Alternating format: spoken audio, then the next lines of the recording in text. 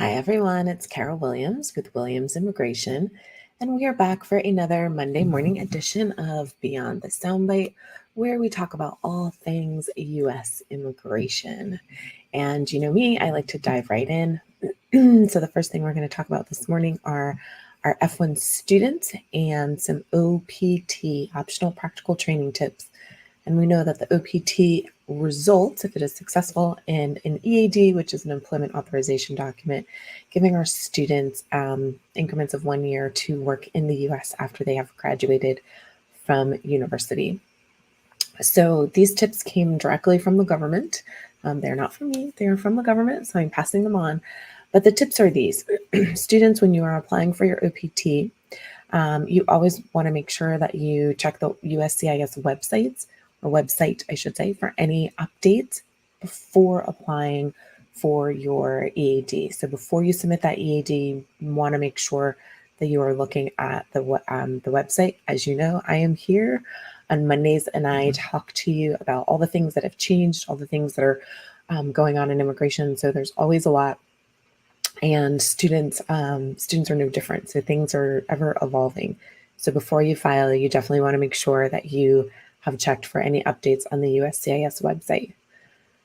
Make sure that the I-20 that you get from the university is signed, dated, and endorsed properly with the correct type of employment authorization. While you as the student don't complete the form, you can just do a quick double check to make sure that it's signed, dated, and endorsed properly. If you're not sure, make sure that you ask your school officer about that. The government is encouraging people to apply online when they are applying for their F-1 OPT EADs.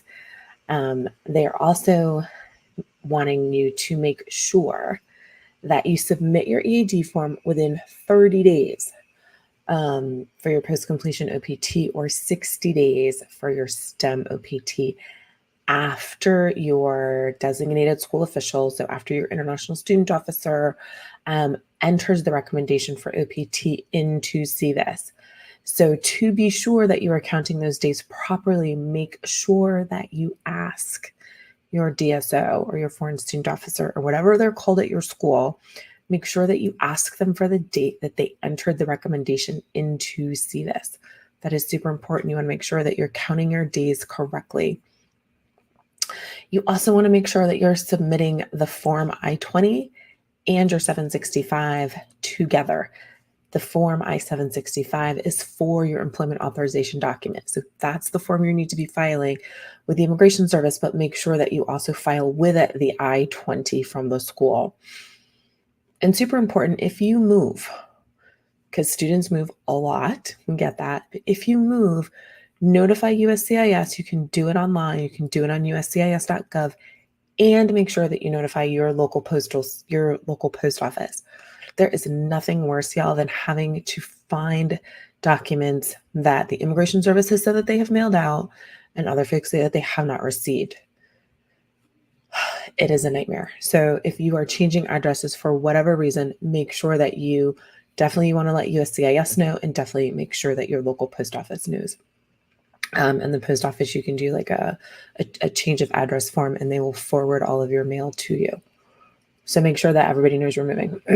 And if you can go down to your local post office, quite frankly, make friends, let them know that you're expecting something in the mail, okay? The next thing I want to talk about are biometric fees. So as we know, biometric fees right now for some applications have been suspended. It is a way for the Immigration Service to sort through their backlog. Great, getting through the backlog, all's well and good. Some folks are saying not so much. Some folks have wondered why, if the Immigration Service is not taking their biometrics, why they are still submitting a biometrics fee, and why they are not getting that fee returned to them if their biometrics have never been taken. There has been a class action lawsuit filed in federal district court to basically get those biometric fees back, sort of under the argument of, we sent you this money in good faith. You said you didn't need our biometrics. Why am I not getting my biometric fee back? So that's currently winding its way through the core system. I'll keep you updated as I hear anything new. Maybe you'll get your biometrics feedback. Maybe you won't. I don't know. Nobody really knows about that yet. So I will definitely keep you updated the more I know. Back to my students, particularly my STEM OPT students. So when you're applying for STEM OPT extension, you need to fill out a training plan, right? The training plan must be signed. So prior, USCIS wanted a wet ink signature on all their forms. So they have just removed the language specifically on the I-983, which is the training plan for STEM OPT students.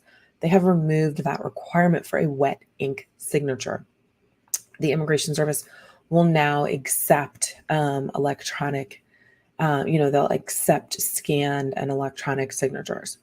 I always tell my clients, wet ink sign it and then scan it to me. That way, in case someone in the service hasn't been trained or they are new and they're not quite sure if you can take a true electronic signature, then at least we have a scan of a wet ink signature. Next up is more on the biometrics. Lots of biometrics this morning, lots of students this morning, y'all. So the temporary suspension of biometrics for some change of status applications, the current expiration date of that new policy or temporary policy is the end of this month, September 30th. So in a very few short days, we are waiting to see whether or not the government is going to extend that. In light of the lawsuit trying to get biometric fees back and biometrics sort of being, sort of on top of their brains, not quite sure if they're going to continue this extension of the need for the biometric fees for some of our change of status folks, or whether they're going to go back to taking them and doing biometrics. Not quite sure. This was done to help them, again, get through the backlog. So since they're not completely through the backlog, maybe they'll keep it, maybe they won't. I don't know, but I will certainly keep you updated. But that is coming up at the end of this month, so in a few short days. So hopefully by next Monday Beyond the Soundbite, I should have an answer to you about that. And the last thing I wanted to talk to you about this morning is another national interest waiver tip. As we know, if you've been watching on Monday mornings, I've been ending with a national interest waiver tip. We know that the national interest waiver is a preference category. It's a second preference category, green card application, where you must show, because it is second preference, that the individual has a master's degree or higher. If they do not have a master's degree, they need to be able to show that they are of exceptional ability in their field. They also need to show that their proposed endeavor has both substantial merit and national importance to the United States. Second, that they are well positioned to advance their proposed endeavor. Do they have the background? Do they have the skill set? Do they have the degree? Do they have the education? Do they have what it takes to advance this endeavor, this business idea, this career once the green card is issued? And three, on balance, would it be beneficial to the United States to waive the requirements of a job offer and a labor certification? So the tip today is, what does waiver and national interest waiver mean? What is being waived? Most Monday mornings, I say that we need to, it allows you to waive the requirements of a job offer and the labor certification. But what exactly does that mean? So this morning, I'm going to tell you. I got this question, so I figured I should tell everybody. So it waives the labor certification application, which some people refer to as PERM. They are the same thing.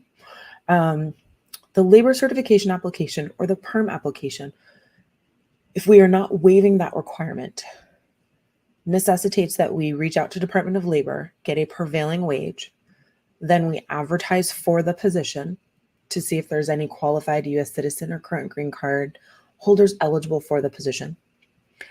And there is a requirement of an employer to sponsor the application. So if you are eligible for the national interest waiver, you knock off and save yourself about a year in the green card process. The labor certification / perm process is a lengthy one. Right now, the prevailing wage from the Department of Labor is taking anywhere between 7 months to 12 months. So on the outside, we're at a year just waiting for the prevailing wage. We advertise for the position. So usually I tell people to bank on maybe, sort of about 2 months for that. And then we need to wait for, once we then file, then we need to wait for Department of Labor to actually process the application. That's taking about a year right now. So we are saving over a year when all is said and done if we can waive or skip and not do the labor certification / perm part of that application process, part of that green card application process. So to the extent that we can not do that, right? Your green card ultimately gets to you a whole lot quicker. So that's what I mean when I talk about we're waiving the usual EB2 preference category requirements. If you are EB2 eligible, if the position is EB2 eligible, for regular EB2, the position requires a master's degree or higher. The individual has a master's degree or higher in a related field to the job offer. Then we go through the labor certification, which means the prevailing wage, advertising for the position, filing with the Department of Labor, waiting on the Department of Labor, and then we file the I-140 application, which is the second application. In national interest waiver application process, we start with the I-140. So we skip over everything that's required in a labor certification. So because we are skipping over that, the U.S. government wants to know that it is worth it, that we should be skipping over that, right?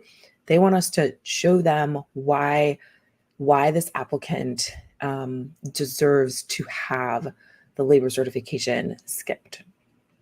So that's what's being waived. That's why we're looking at this. So I wanted to give you that tip, maybe less of a tip, maybe more of a bit of information. I don't know, you tell me. But that's all I have for y'all this morning. So if this has been helpful, certainly drop a comment in the comment section. If you have questions, you are welcome to reach out to the firm.